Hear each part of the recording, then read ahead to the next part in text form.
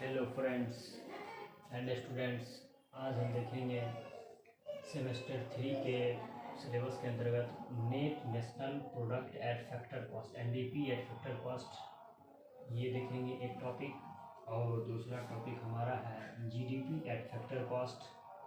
ये GDP at factor cost NDP FC और GDP FC, ठीक है। और उसके बाद हम लोग देखेंगे एनएनपी एट फैक्टर कॉस्ट और नेशनल इनकम इसको बोलते हैं, ठीक है। और आगे हम लोग इसी को एनएनपी एट फैक्टर कॉस्ट को हम लोग नेशनल इनकम भी बोलते हैं, ठीक है। तो हम आ रहे हैं अपने टॉपिक पे। NNP at factor cost net national product at factor cost can be defined as the total factor income.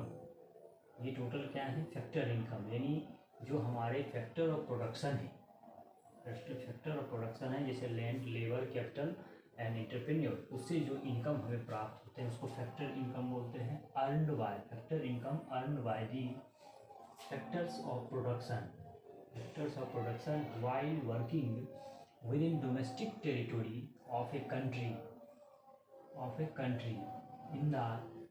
In an accounting year, यानी यह डोमेस्टिक टेरिटोरी के अंतर्गत, एक देश के अंतर्गत एन अकाउंटिंग ईयर कहने का मतलब यह है कि दैट मीन्स यह क्या है? यह हमारा फाइनेंशियल ईयर है।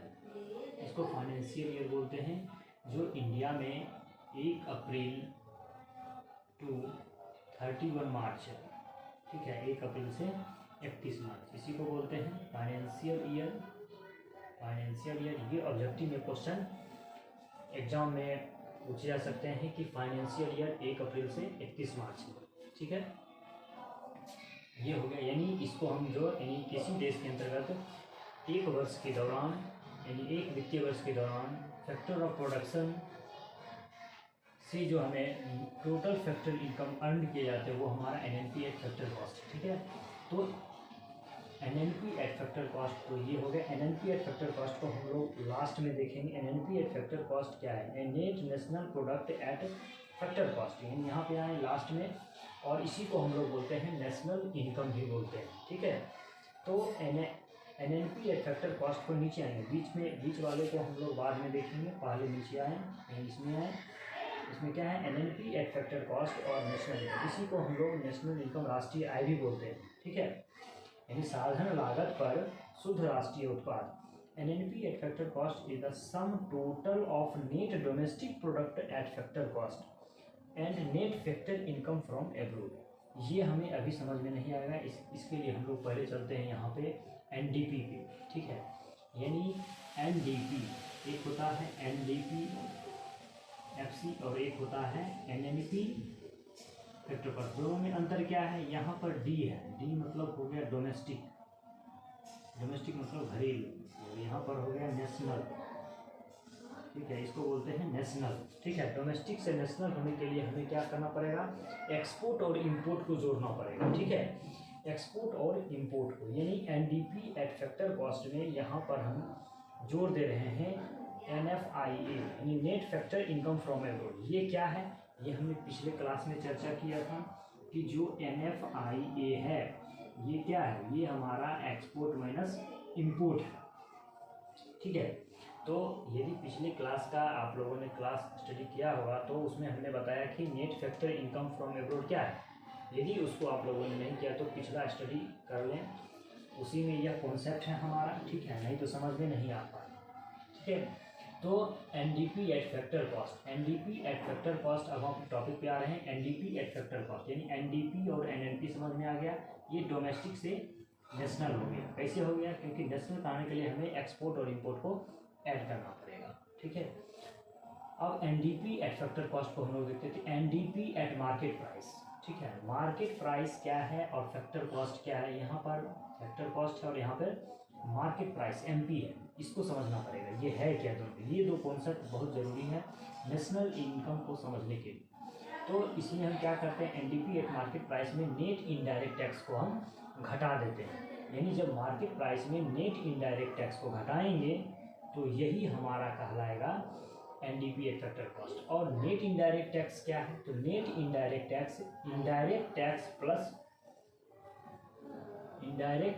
Tax plus subsidy. यानी क्या करते हैं, एनडीपी एट मार्केट प्राइस में जब हम इनडायरेक्ट टैक्स को घटा देंगे, ठीक है, और सब्सिडी को ऐड कर देंगे, तब वो हमारा कहलाएगा एनडीपी एट फैक्टर कॉस्ट। यानी इसी को हम लोग क्या बोलते हैं, इस पूरे को हम लोग, यानी ये जो पूरा हमारा ये कॉन्सेप्ट है, इसी को हम क्या बोलते हैं, नेट इनडायरेक्ट टैक्स। ठीक है, ये क्वेश्चन ऑब्जेक्टिव में पूछे जाते हैं कि नेट इनडायरेक्ट टैक्स मीन्स क्या, यानी इनडायरेक्ट टैक्स प्लस सब्सिडी होता है। ठीक है, अब अगर हमें मार्केट प्राइस निकालना है तो उसमें इनडायरेक्ट टैक्स फैक्टर कॉस्ट निकालना है तो उसमें मार्केट प्राइस में इनडायरेक्ट टैक्स घटा देंगे।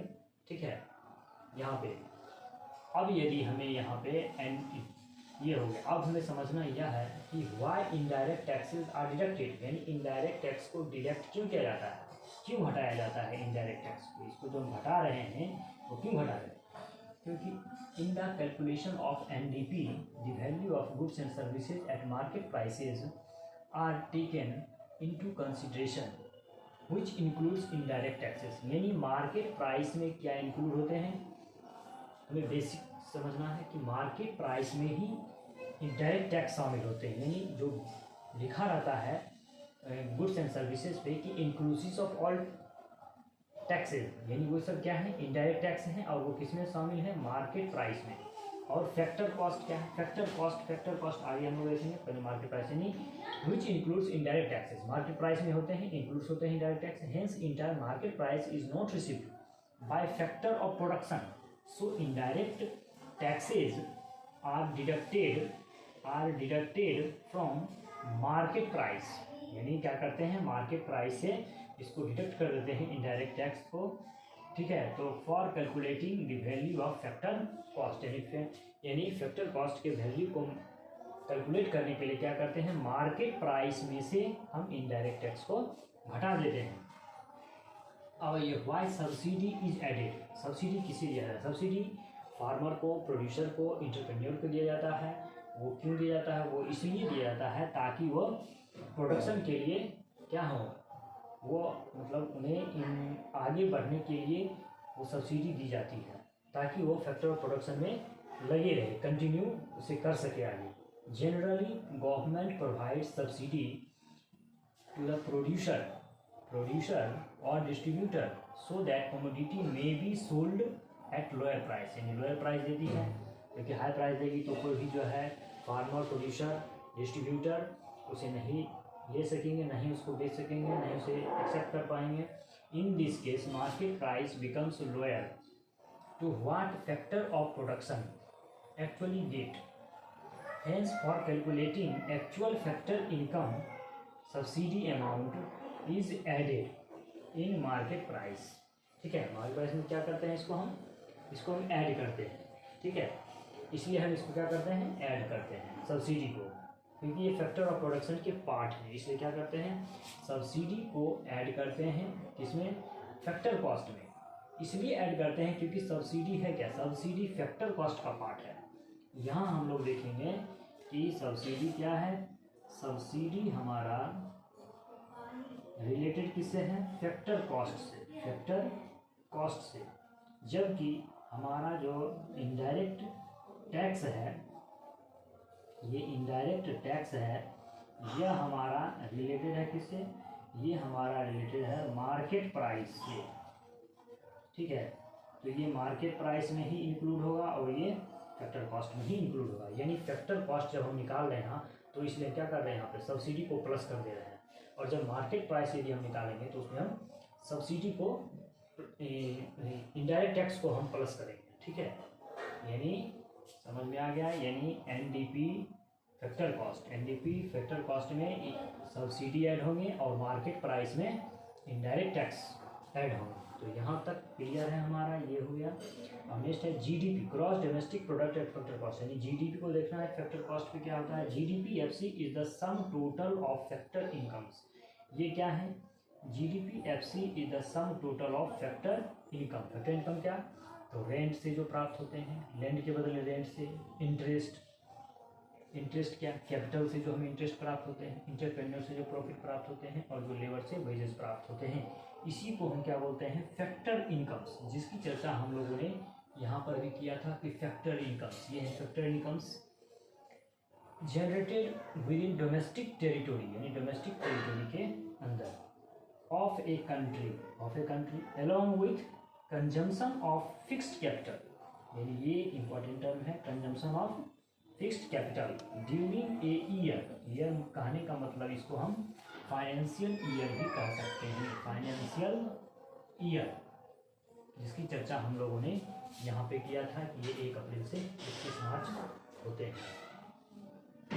अब GDP-FC में, GDP एट फैक्टर कॉस्ट में क्या करते हैं, यानी NDP एट फैक्टर कॉस्ट, ठीक है। ये जो NDP एट फैक्टर कॉस्ट है, NDP एट फैक्टर कॉस्ट में क्या करते हैं, डिप्रिसिएशन को जब हम जोड़ दें, ठीक है, डिप्रिसिएशन यानी घिसावट व्यय, यानी किसी भी जो कोई भी हम प्रोडक्शन करते हैं तो उस प्रोडक्शन करने के क्रम में मशीन में जो उसके घिसावट पे जो खर्च आता है, यानी उसके टूट फूट पर जो एक्सपेंस होता है, उसी को हम क्या बोलते हैं, डिप्रिसिएशन। और ये डिप्रिसिएशन क्या होता है, जब NDP के साथ जुड़ जाएगा, ऐड हो जाएगा, तो वही हमारा ग्रॉस हो जाता है, यानी नेट से क्या हो जाएगा, ग्रॉस मतलब कुल, ये हो गया शुद्ध, मतलब जब उसमें से घिसावट व्यय को निकाल देंगे तो वो हमारा नेट कहलाए, ठीक है। यहाँ तक ये क्लियर है।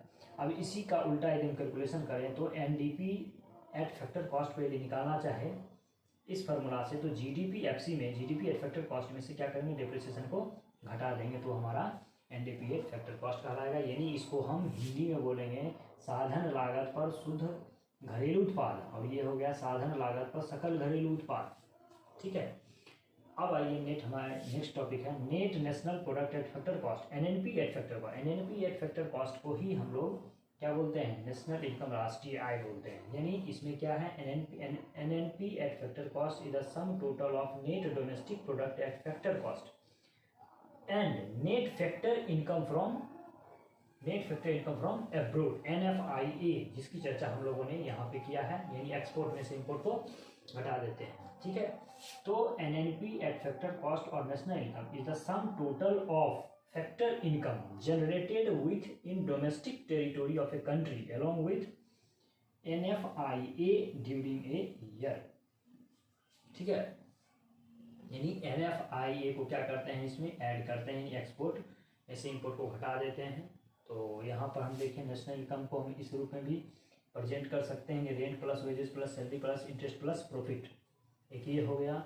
और एक NNP एट फैक्टर कॉस्ट के रूप में हम इस रूप में कर सकते हैं, NDP at factor cost plus net factor income from abroad, NFIA, ठीक है। तो where NDP at factor cost क्या है, तो ये हमारा है net domestic product at factor cost. तो यहाँ पर हमें मेन कॉन्सेप्ट समझने थे कि फैक्टर कॉस्ट क्यों, इनडायरेक्ट टैक्सेस क्यों डिडक्ट किए जाते हैं, और सब्सिडी क्यों ऐड किए जाते हैं। तो सब्सिडी किस में ऐड किए जाएंगे, सब्सिडी हमेशा फैक्टर कॉस्ट में ऐड किए जाएंगे। क्यों किए जाएंगे, क्योंकि यह जो प्रोड्यूसर हैं उनको हेल्प के लिए सरकार की तरफ से लो प्राइस पर प्रोवाइड कराई जाती है, और इनडायरेक्ट टैक्स हमेशा मार्केट प्राइस में इंक्लूड होते हैं, ठीक है। तो मार्केट प्राइस में ही ये इंक्लूड रहेंगे, और यहाँ पर माइनस इसलिए है क्योंकि यहाँ हमें NDP एट फैक्टर यानी फैक्टर कॉस्ट को निकालना है, इसलिए, ठीक है।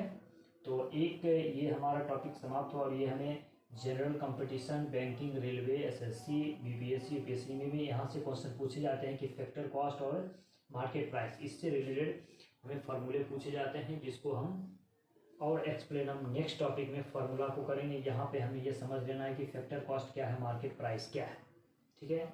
इसी के साथ हमारा ये आज का टॉपिक लास्ट हुआ।